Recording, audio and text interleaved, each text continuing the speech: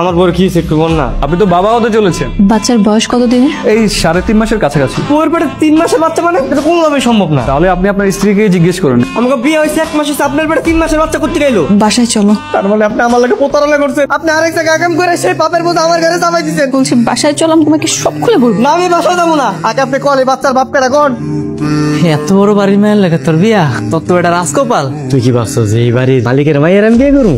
আমার বাড়ির যে কাজের মাইয়াটা আছে না, মামা কি যে সুন্দর। রে কামের মায়ের বিয়ে করতে আমার লইছুস হালা।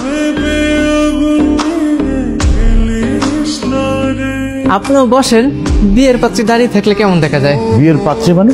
মামা বকুলের সাথে আমার বিয়ে দিবেন না? ওর সাথে কেন বিয়ে হতে যাবে? আমার বিয়ে কার লগে দিবেন? আমাদের সন্ধ্যার সাথে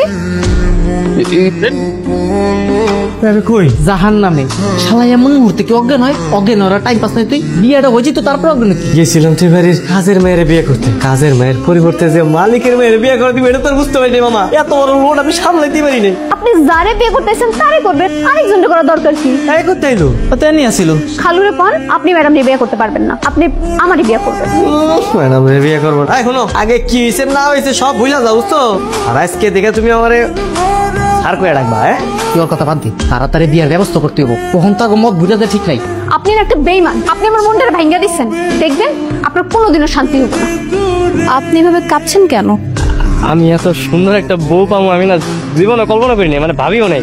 আচ্ছা, আপনি আমার ব্যাপারে সবকিছু জেনে শুনে তারপর বিয়েতে রাজি হয়েছেন তো? হ্যাঁ আমি সব জানি তো, মামা আমারে সব কইছে। এমন একটা পোলারে বিয়ে করলেন যে কিনা আমার প্রেমের প্রস্তাব দিছিল, আমার লাগে বিয়ে করতে চাইছিল।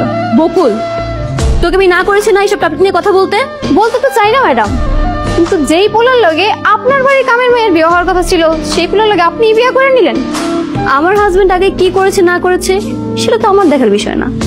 এখন আমার হাজবেন্ড কি করছে বা কি করবে সেটা আমার দেখার বিষয়।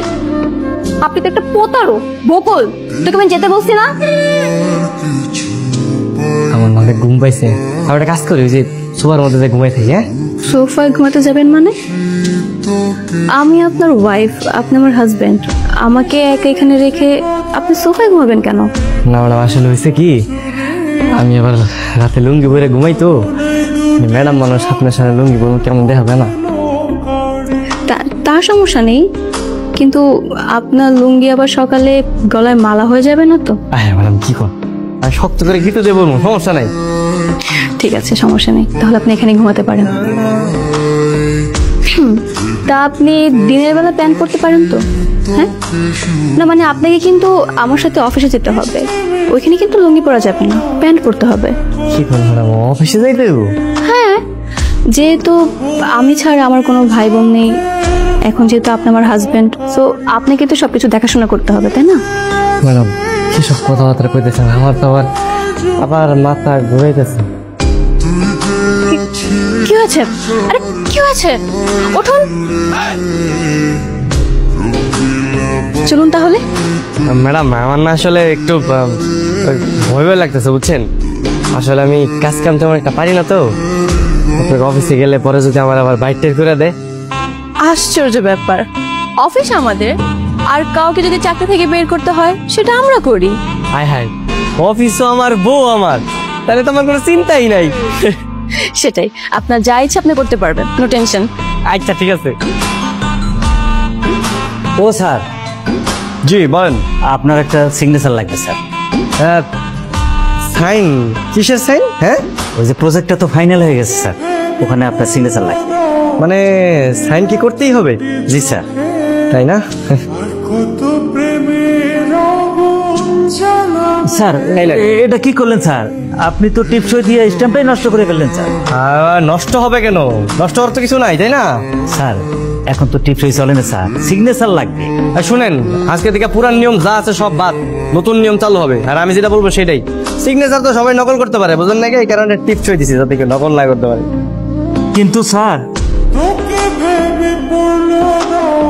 কি হয়েছে এখানে? উনি টিপসই দিয়েছেন ম্যাডাম, আসলে তো এখানে সিগনেচার লাগবে, টিপসই তো কাজে লাগবে না। কি ব্যাপার, আপনি কি সিগনেচার দিতে পারেন না নাকি?